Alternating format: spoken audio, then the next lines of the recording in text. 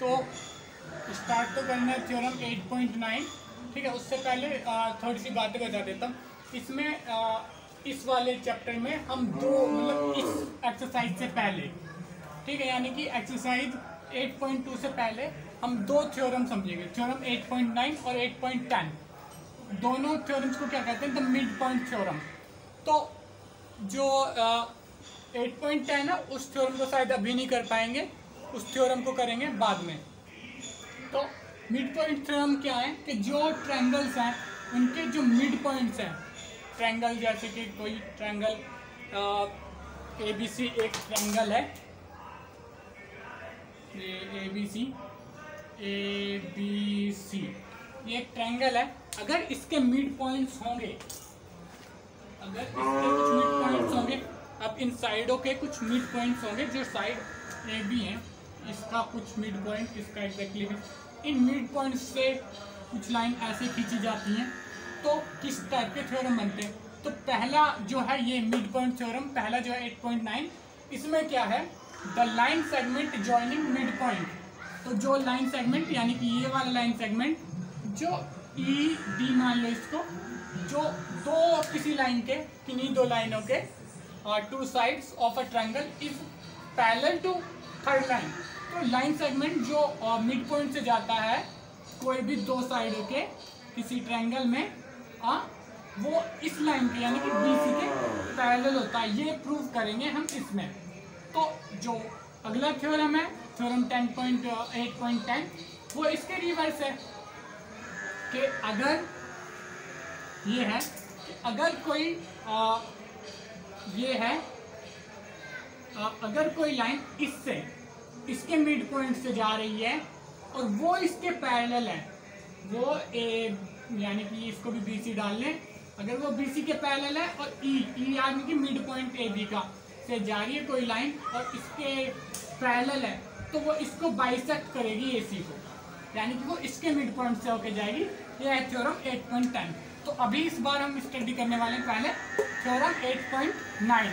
तो 8.9 में क्या है इसको समझते हैं, इस तरीके से इसको प्रूफ करना है और इसकी एक दो बार प्रैक्टिस कर लेना ताकि थोड़ा इजीली समझ में आ जाए और भूल लेना।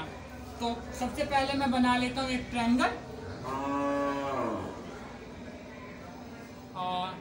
ABC और साथ ही मैं बना देता हूँ इसके पॉइंट EFG। तो EFG इसके मिड पॉइंट है, ठीक है। चाहो तो ये लो भी ना, वैसे इससे कोई फर्क नहीं पड़ना, ठीक है। तो EFG इसके मिड पॉइंट है। तो सॉल्यूशन में या प्रूफ में कैसे लिखेंगे, ड्रॉ आ ट्राइएंगल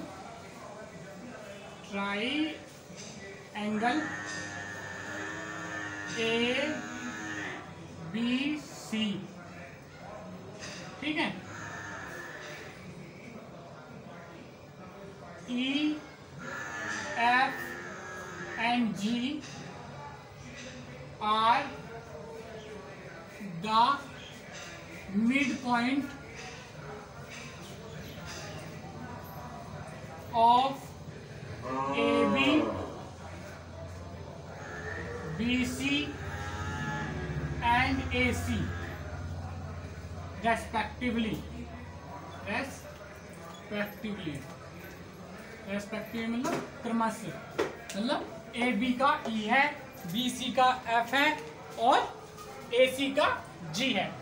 तो ये इनके मिड पॉइंट है। तो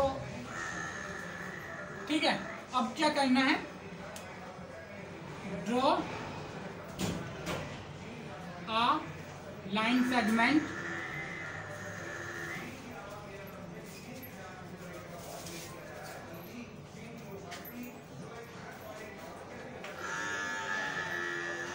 फ्रॉम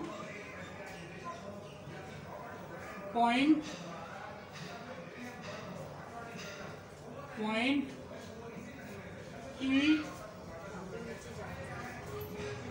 to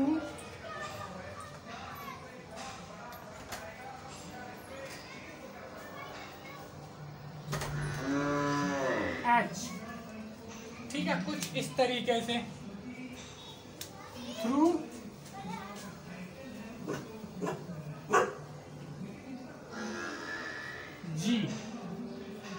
एक ऐसा लाइन सेगमेंट हमें ड्रॉ करना है अब जो ई से होते हुए ई से शुरू हो और जी से होते हुए एच पे आए।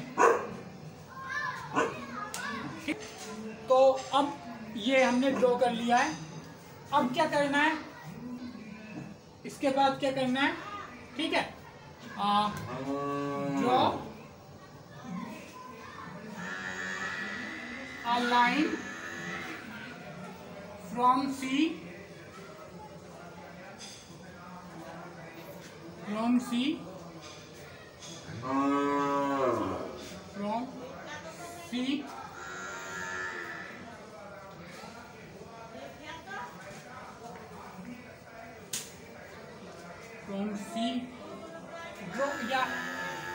draw a line from C to E, ये तो हो गया point H।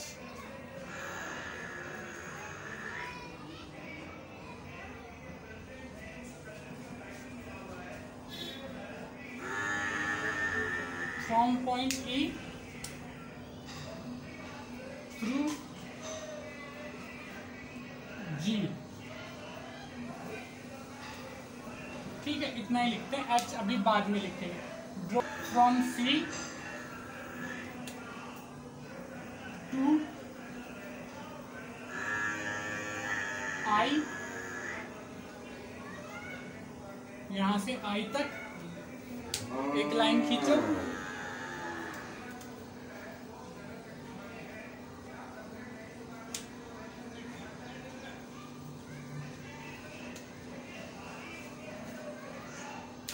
Draw a line, ऐसे लिख दो, draw a line CI such as CI parallel to AB,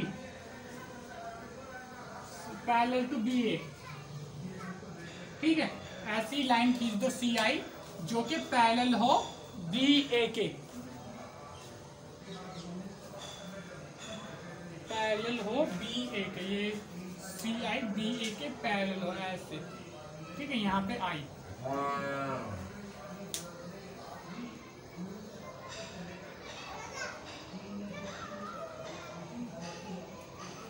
when एक मिनट मार्कर चेंज करो। when CI and line from E, line from point E intersect called point H। तो इस point को क्या नाम दे देंगे हम, H। यहाँ पे इस पॉइंट को नाम दे देंगे H, ठीक है। तो इस तरीके का कुछ फिगर बन जाएगा जो कि बुक में बना हुआ है।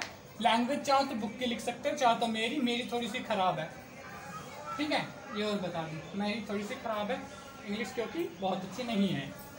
तो यहाँ पे कोल्ड को भी कोल्ड लिख दिया, तो इसको कोल्ड ही कर देता हूँ, कोल्ड पॉइंट H, ठीक है। उसके बाद ये सब होने के बाद कर दिया है। अब क्या करना है, एक मिनट इसको नोट कर लिया हो तो इसको इरेज कर दूं। तो अगर नोट नहीं किया है तो स्क्रीनशॉट ले लो फटाफट से, क्योंकि मैं हूं इरेज करने वाला हूं। 1 2 3 4 5, तो ये कर दिया मैंने इरेज, ठीक है। और ये केवल कंस्ट्रक्शन थी, तो इसकी इतनी नीड नहीं पड़ेगी, ठीक है। कंस्ट्रक्शन ही लिखी थी, नहीं इसकी नीड पड़ेगी वैसे। तो अब क्या करना है, ये कंस्ट्रक्शन करी, ये इसको अपनी लैंग्वेज में लिख सकते हो। पहले एक ये लाइन खींची, फिर यहाँ से एक लाइन खींची, और ये लाइन CI इसके पैरेलल है BA के, और ये G से होता हुआ आ रहा है, G इसका मिड पॉइंट है, ठीक है। तो अब क्या करना है, इन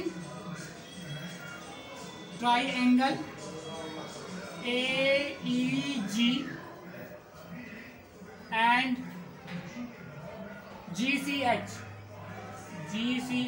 आई होप आपको दिखाई दे रहा होगा। देखो लाइट मुझे कम सी लग रही है, पर कोई नहीं, इतना साफ है कि दिखाई दे रहा है।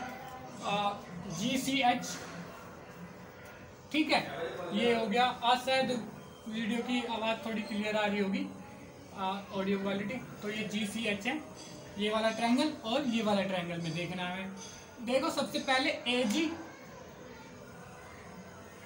AG और इस ट्रायंगल को GCH नहीं कहेंगे, इसको कहेंगे AE, इसको कहेंगे CHG। वो इसलिए कहेंगे क्योंकि ये ऐसे ही बनेगा। तो अब यहाँ से देखें, AG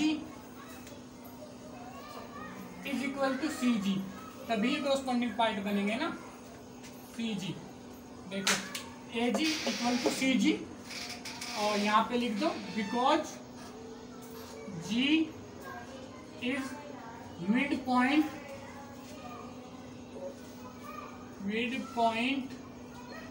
of triangle,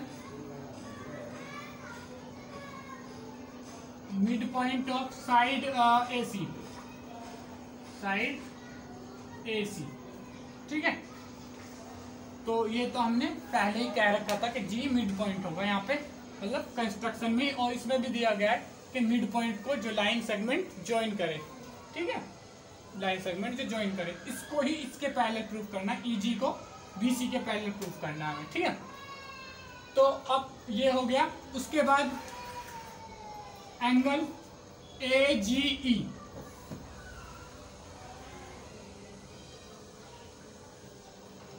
AGE is equal to CGH AGE। ये क्यों बराबर होंगे?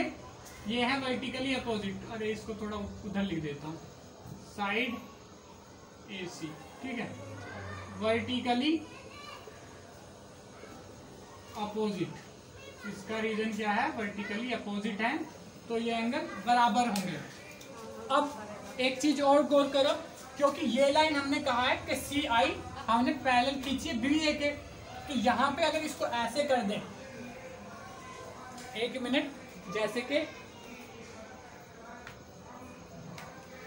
एक मिनट,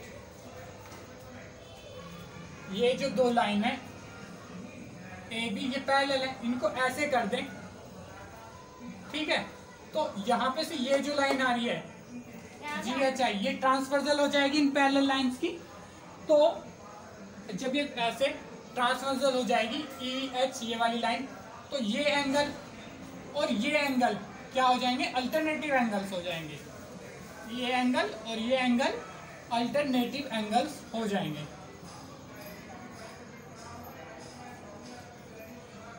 तो ये आपस में बराबर हो जाएंगे, तो इसको ही लिख देते हैं एंगल, इसको भी बराबर करवा देते हैं, CHG, सॉरी पहले वो लिखना पड़ेगा, angle AEG is equal to angle CHG। तो लिखना चाहो अल्टरनेटिव एंगल्स, तो किस वजह से? अल्टरनेटिव एंगल्स, अल्टरनेटिव एंगल, ठीक है, ये अल्टरनेटिव एंगल हो गया, तो ये बराबर हो गया, ठीक है।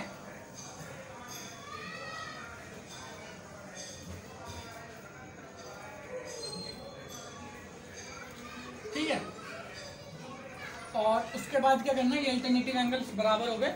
उसके बाद ये जो है, अब क्या लिख सकते हैं? Triangle, so triangle AEG is congruent to triangle CHG by ASA rule। हालांकि मैंने पहले साइड कर लिए, साइड एंगल, तो इसको ऐसे लिख सकते हैं, एंगल साइड एंगल, ठीक है। कुछ भी, वो कोई दिक्कत नहीं है। तो प्रूफ तो किया ही है ना, बाकी इनको ऊपर नीचे तो आप वैसे भी कर ही सकते हो, ठीक है। तो ये हो गया साइड एंगल, साइड से ये दोनों ट्रायंगल कॉन्ग्रुएंस प्रूफ हो गए। तो अब यहाँ पे हमने क्या कहा था, AB is parallel to CI by construction में ये हमने कहा था, ठीक है। कंस्ट्रक्शन की स्पेलिंग पूरी नहीं आ रही मुझे, तो आप लिख देना, ठीक है। तो ये इट इम्प्लाइज दैट, मतलब ये होगा कि BE is parallel to CH, BE is parallel to CH। क्यों भाई? क्योंकि ये पार्ट है इनके। तो अगर जैसे कि कोई भी लाइन किसी भी लाइन का पार्ट, अगर कोई लाइन किसी लाइन के पैरेलल है तो उसका पार्ट भी उस लाइन के पैरेलल होगा, ठीक है। तो ये इसका पार्ट, ये इसका पार्ट, तो ये तो पैरेलल होंगे। Part of AB and CI, ठीक है। तो ये पार्ट है, तो ये भी पैरेलल होंगे, ठीक है। उसके बाद जब ये पैरेलल तो हो गए, ठीक है, और इसको लिख लो, फर्स्ट लिख लो, ठीक है। उसके बाद यहाँ से बिकॉज ट्रायंगल A, या इसको पहले भी लिख सकते थे आप, मेरे हिसाब से पहले ही सही रहता, AEG इज कॉन्ग्रुएंट टू, इसके नीचे ही लिखना चाहिए था CHG, ठीक है। इसको बताइए यहाँ पे करा तो इसके नीचे लिख लेना इसको, ठीक है। ट्रायंगल CHG के कॉन्ग्रुएंट है, तो इसमें क्या होगा, CH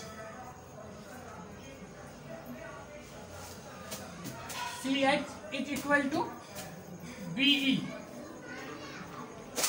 या थोड़ा साफ साफ लिखता हूं, CH is equal to BE by CP CT, corresponding part of congruence triangle. ये इनके कॉरस्पॉन्डिंग पार्ट है, ठीक है। सॉरी, ये इसके इक्वल नहीं है, सॉरी, BE के नहीं, CH इक्वल है AE के।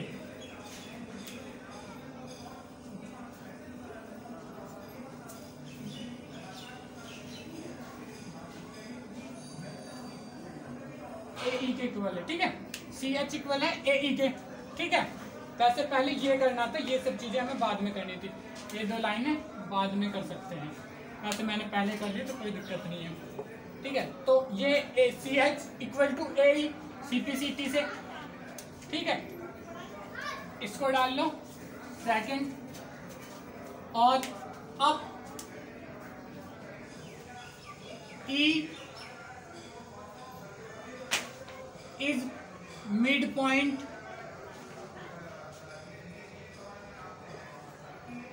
Of line AB, so AE is equal to BE, इसको डाल दो थर्ड, ठीक है। अब ऊपर से इधर से थोड़ा सा मिटा लूं मैं, ताकि मैं आगे लिख पाऊं। तो 1 2 3 नोट कर लो, स्क्रीनशॉट ले लो, 1 2 3,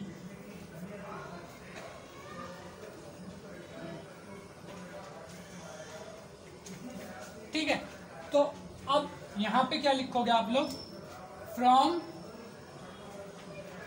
second and third, second and third, second से ये CH इक्वल टू AE, यहाँ AE इक्वल टू BE, तो BE इक्वल टू CH हो जाएगा।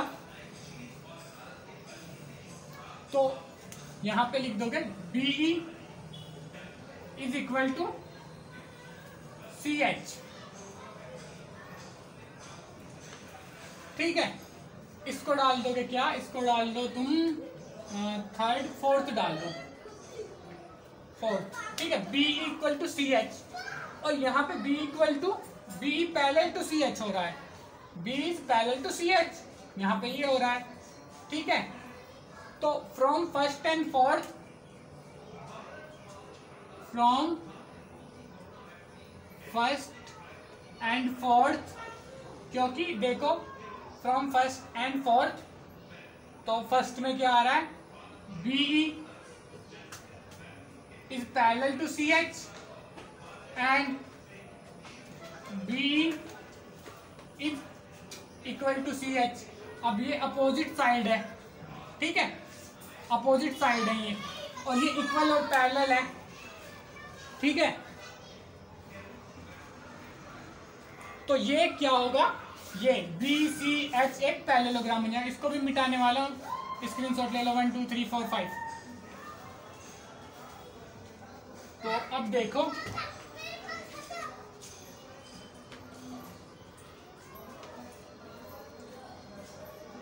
पैरेलल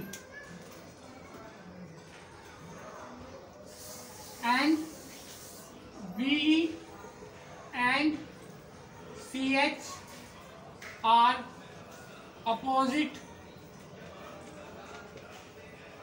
side of quadrilateral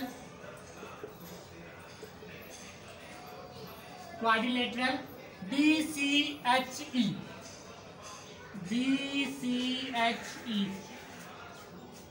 ठीक है।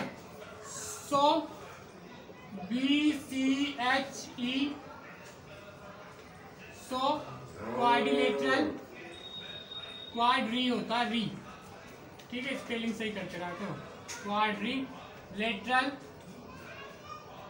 BCHE, quadrilateral BCHE is a parallelogram,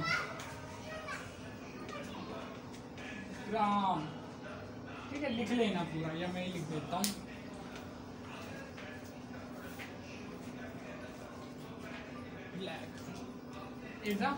यहाँ पे लिख देता हूँ पैरेललोग्राम।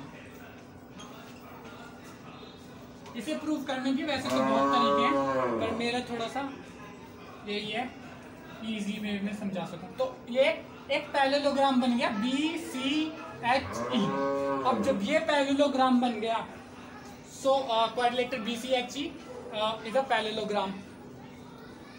अब जब ये पैरेललोग्राम है तो इट इम्प्लाइज दैट के BC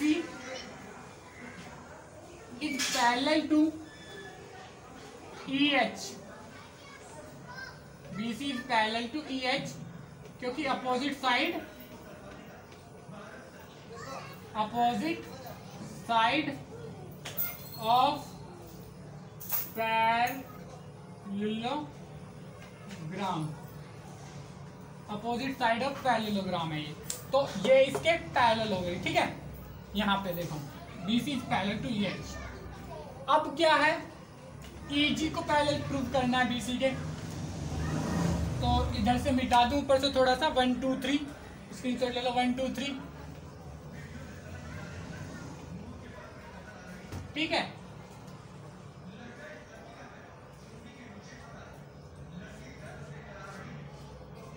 EG is part of EH, so EG is parallel to BC या BC is parallel to EG, ठीक है। ये प्रूव कर दिया कि जो लाइन सेगमेंट जा रहा है वो पैरेलल है इसकी थर्ड लाइन के। अब चाहो तो स्टेटमेंट खुद लिखना चाहो तो कुछ लिख दो कि EG ये इसकी लाइन सेगमेंट है और BC उसकी थर्ड लाइन है, नहीं तो डायरेक्ट यहाँ से लिख दो हैंस प्रूव्ड, ये भी चल जाएगा, हैंस प्रूव्ड। तो एक बार ये देख लो, दिख रहा है साफ साफ, थोड़ा सा अंधेरा तो लग रहा है लेकिन हाँ दिखने लायक तो है। तो इसके साथ ही अब इस वीडियो को करते हैं ओवर। नेक्स्ट वीडियो में हम डिस्कस करेंगे इसका थ्योरम 8.10 और मैं कोशिश करूंगा उसे अच्छे से एक्सप्लेन कर पाऊँ ताकि इजीली समझ पाओ। ये भी मैंने काफ़ी मतलब आता तो था, लेकिन इसके लिए काफ़ी एक्सप्लेन करने के लिए तरीका अलग से ढूंढा था। तो आई होप आपको समझ में आ गया होगा। अगर समझ में आया है तो वीडियो को लाइक करें, चैनल को सब्सक्राइब करके बेल आइकन को दबाएं, ताकि हमारी अपकमिंग वीडियो जिसमें डिस्कस करूंगा थ्योरम 8.10 उसकी नोटिफिकेशन आपको मिल पाए। इसके अलावा अपने फ्रेंड्स के साथ शेयर करें ताकि उनकी भी हेल्प हो पाए। Thank you.